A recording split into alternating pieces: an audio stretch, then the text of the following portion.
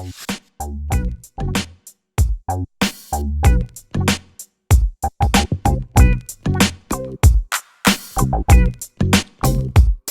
everyone. Welcome to HR Bytes, the podcast and video series to bring you stories of HR professionals who bring a think globally and act locally digital HR agenda to their work. Everyday people who are driving digital transformations in their organizations, data-driven and future-fit digital HR leaders. This is your host, Polaki, and today's guest is Wendy Dailey. Wendy is a talent management professional in the healthcare industry with over 20 years of experience in the HR arena. And Wendy co-hosts the HR Social Hour podcast and is an all-in-all HR Wonder Woman. So welcome to today's show, Wendy. I'm so happy to have you on the show today. Oh, well, thanks for having me, Jay. I'm excited for your new series. I think I love seeing new people come out into podcasting and video. And, that's something John and I are starting to put our toes in the water with video. So I love getting the opportunity to share this way. I think that's the one great thing with social media is there's so many great ways to share content now. Absolutely. Could you tell our listeners a little more about your current role, what you do, and what's really rocking your boat right now in HR? So I work for a large healthcare organization, and I focus specifically in talent acquisition, which is awesome. And I am fortunate enough to be able to focus on strategy and how do we get out in front of people? How do we expand our reach? What are some new and innovative ways to find people? Because y'all know I'm in South Dakota, and we're sparsely populated.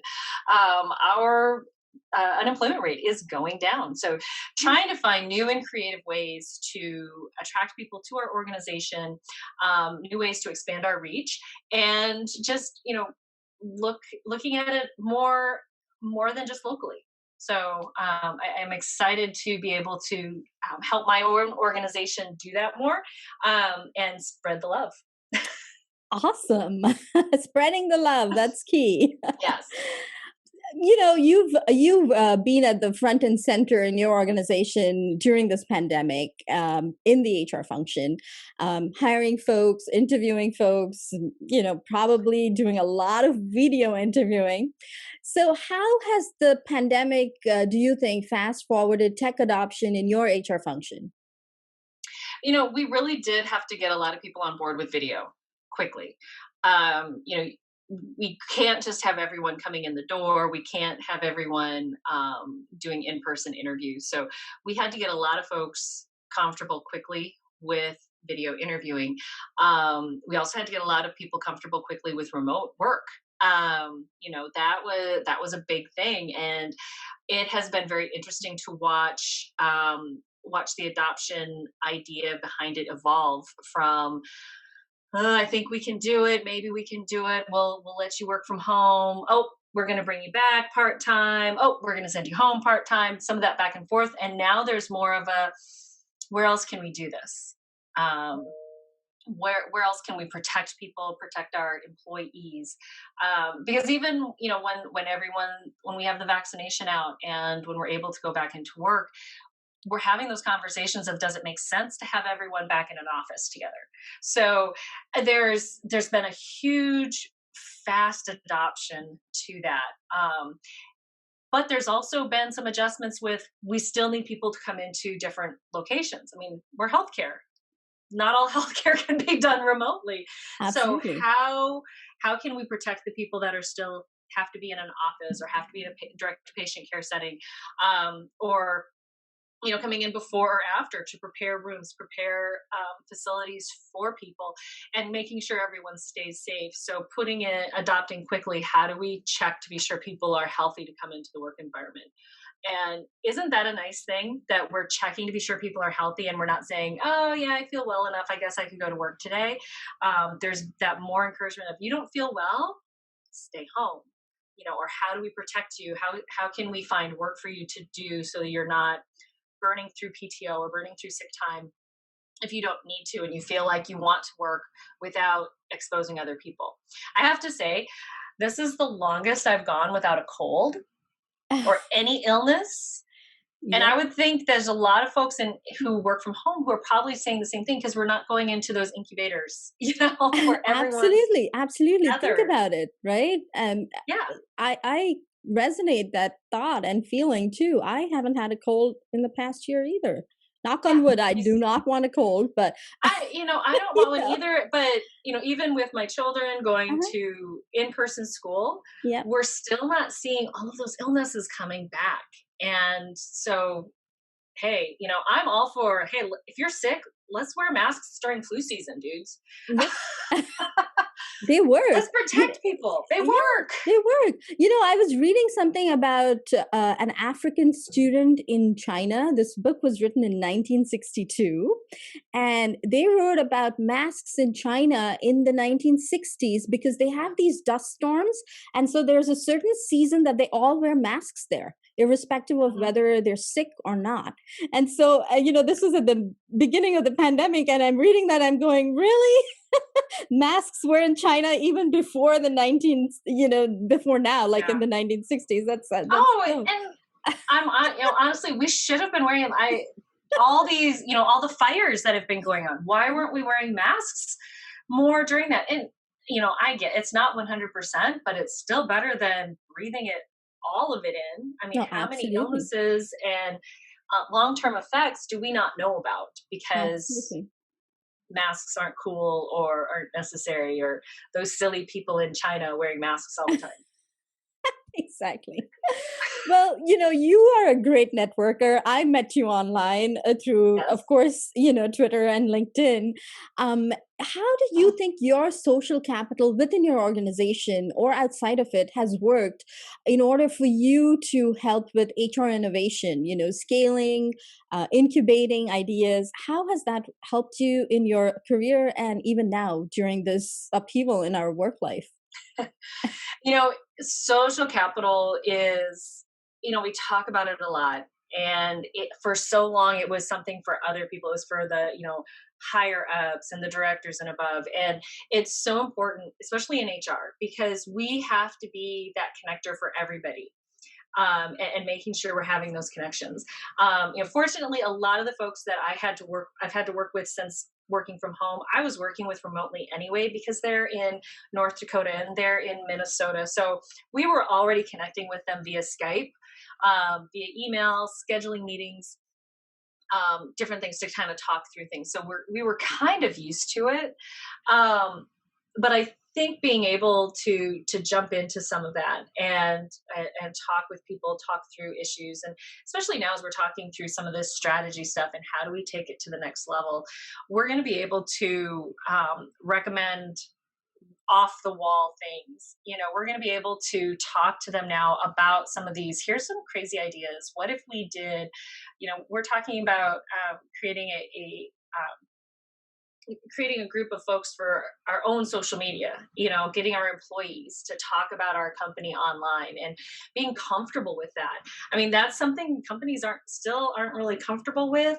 "Ooh, what are they going to share? What are they going to talk about?" But let's let them be our ambassadors because they like working for us, hopefully, and let them talk about it. So there are being able to share that, to talk about it, to come up with these off the wall ideas, um, by connecting with people and making those face to face connections, even if you're not in the same room. I get it. Zoom is tiring. You don't want to do Zoom or Skype or those video conferences all day long, but take some effort to do it, or make the ask. Hey, can we do let's do no video today. Let's just talk like we're on the phone. Or having the being able to go back and forth and offering people where their comfort level is, I think goes a long way as well. I know a lot of my HR coffee talks with folks like you and I or other folks. It's always every once in a while, let's just talk on the phone. Let's pretend it's 1985 and we're going to talk on the phone. But having that comfort, having the comfort level to say to somebody, ask for what you want, and also making it comfortable for them to ask what they want, to have those conversations, to be able to have that give and take. So there's something to be said for just again picking up the phone, sending a quick IM, using the tools at your disposal to make those connections. Absolutely. And you can even chat on the phone Yeah. if you have their phone number, or even through LinkedIn, you can just chat. And, Yeah. and LinkedIn has new features too where you can record messages, you can send GIFs Oh, in yeah, the, yeah. Yeah. you can do so many cool things through LinkedIn as well. So I'm Oh, yeah. really enjoying it. I do this too. I don't like too much of video, and so I try to engage via text or phone, and Yeah. it's been working pretty well so far. It is nice to using those different options. And we have Skype, and sometimes it's like, oh man, I wish I could do more gifs on Skype. I wish we had more emojis to use, just to liven it up and lighten it up a little bit. So often, especially in the workplace, we get so bogged down in professionalism and being, you can't, don't use too many exclamation points, or you can't put a smiley in an email.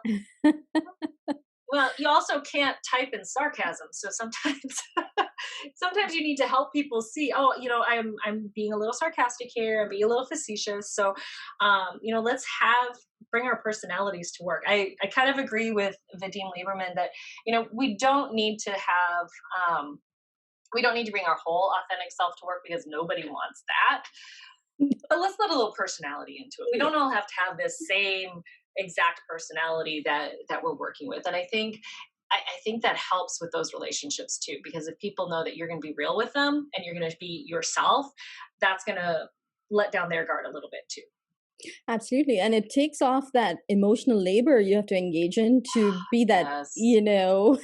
that facetious self of yours, always smiling, always nice, because that's not possible today. We can't be smiling all the time. We No, don't work and at Disney, and I don't think even Disney folks are mandating that anymore. no, those Disney folks, when they go behind the closed doors, when they go to the employee only, they are telling the customer stories. They are. Yes. And they're not always smiling.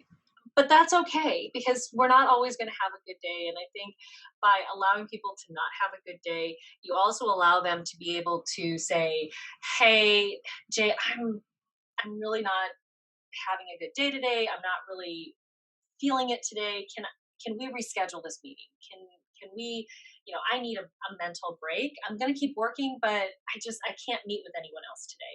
I think we need to give ourselves permission to do that too. So, because this is exhausting. It It, is. it, it is. And it's, it was exhausting when we were in the office too, but we just didn't admit it. We talked about all those meetings, but we never asked for permission to say, you know what, can we reschedule? We did on occasion, but we never gave ourselves that mental permission to say, I'm taking a break today. I'm just going to sit here and, like, the other day, I'm just going to work on some of my presentations I need to do. I don't want to talk to people today. Well, thank you for talking to me today, because, Yes, it's Wednesday. it is. We're almost there. We're almost there. So, HR professionals are learning new things, and they've learned a lot of stuff in the past 10 months. What advice would you have for an HR professional who's trying to adopt new technology in their function? Take your time. Honestly, take your time and figure out what you need. So often we go for shiny. Oh, look, this is new shiny too. Oh, we need to bring in AI. We need to do AI. Why? What are you looking to do? What are you looking to get out of it? And how does it improve life for the people that are actually doing the work? There's so many times, and every recruiter has their own Excel spreadsheet where they actually track people. And then they do it again in the ATS, because they don't like how the ATS is set up. But very rarely do we talk to the actual recruiters when we're doing the setup. I do feel comfortable saying that, because I've been involved in many of them where it's just Yes. like, this doesn't work for a recruiter. Um, and right now, I'm very fortunate to be working on a project where I'm working with the recruiters and saying, how do we make this work for you? And I had a couple that said, oh, well, I'll just track that over here. I'm like, no, no, no, no, no. No, I don't want you having second tracking sheet. How do we make it work for you here? And they were like, no, I got no, no, no, no, no. We want it all here. We want it all together. So what do I need to do? Who do I need to talk to? How do I make this work for you? So really, if you're looking to implement something new, what is it going to do for you? Why do you need it? And how is it going to make life better for the people that actually have to use it? Not just who's doing the report out or any of that. The people that have to use it day to day, how is it going to make their life better? And how is it going to, all of them, not just, I'm speaking about TA here, but, not just the recruiters, not just the candidates, but everyone. How does it make everyone's life better? And if you can't answer that, you shouldn't implement it. Perfect. Thank you for that absolute nugget. And so you've been working remote for the past 10 months, and a lot of your colleagues in the HR function are. What do you think we as HR professionals can do to prepare our function for this future where most of us, not just in the HR function, are going to be working remote? I mean, at least this year, I don't see most of us going back to work either. So how do you think we should prepare for this increase in hybrid work, if you want to call it that? I think there's some forgiveness, some grace to people involved with it as we do that. And allowing people to work where they feel comfortable, not shaming people for wanting to be at home, not shaming people for wanting to be in the office, because we all have our comfort level with how we're working. And so I think figuring that out, I love that we're now kind of, we love joking about the technology. Oh, hey, delay, sorry about that, trying to get this to work, it's not coming up. But there's so much more forgiveness in things not working properly. And so I think that there's a trying to think of the words, but I think that we need to continue that grace. We need to allow that to move on continuously. It should never stop, because there's always going to be technology issues, and technology is not going away. So the more that we can allow folks that grace to have the day where, I got to reschedule everything because internet went down. I've got to have somebody coming in to make sure that it's working. I got to, have. I think that happened to like 3 people last week that I work with. They rescheduled stuff because, internet went down, power went out. So giving people that grace to have a technology flub or have a technology blow up, whatever, and working in a way that's comfortable for them. So I think we just need to be okay with, no, we're not going to be 100% professional all the time, but I think that our definition of professional also needs to change a little bit. Absolutely. Great insight. And that resonates with my work a lot too. So thank you for that. So this brings us to our rapid fire question connection round. Ready? Sure. Okay. Who is one person you've gained in your network in the past year that you think everyone in the HR tech world should know about? This is hard because I feel like there's been a lot of folks coming into the network in the last year. But I think I'm going to say Tina Marie Woolfield.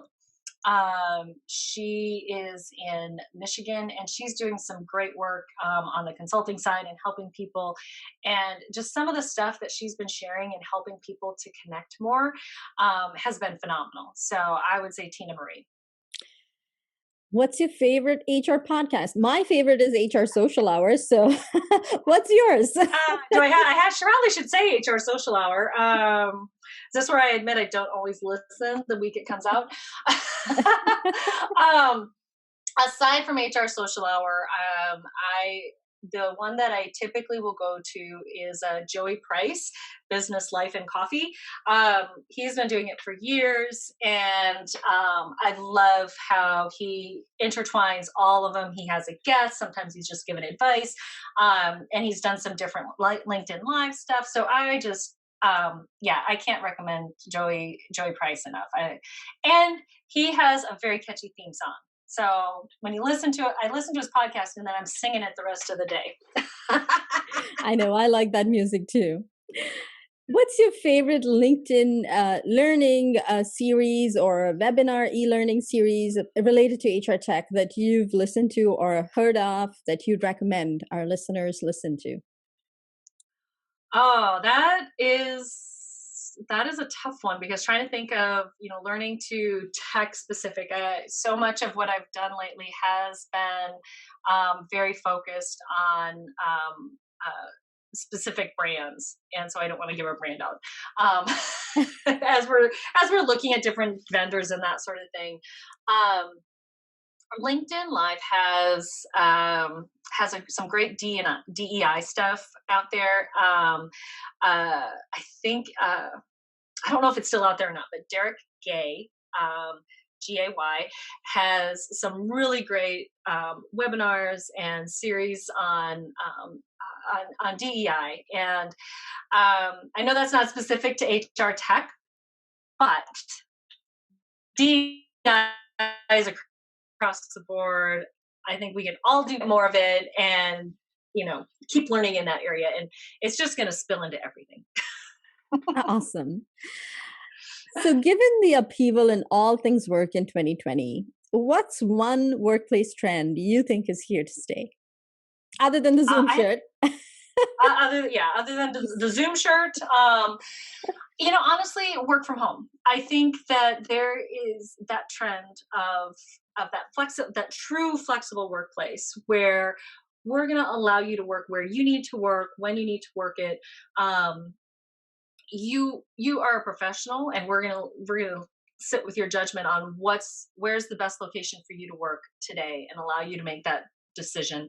I know that's not going to be for everybody. Obviously, not everyone can work from home. That is, that's just the way it is. But if a nurse isn't going to be happy doing what I do, and I'm not going to be happy doing what an inpatient nurse does. So having that flexibility and understanding that work can take place where it needs to take place, and that may or may not be in an office building. How do you enjoy giving back to the HR community? Well, obviously the podcast is probably my favorite way of giving back to the HR community, sharing other people's voices, and sharing what I've learned from folks. I think that's key. The more we share, the better off we all are. It's not a zero-sum game. We can all be a part of the community, and we can all share. Everyone's voice can give something back, and so helping people to find where they want to share their voice, I think, is one way I do also like to give back, and having these conversations.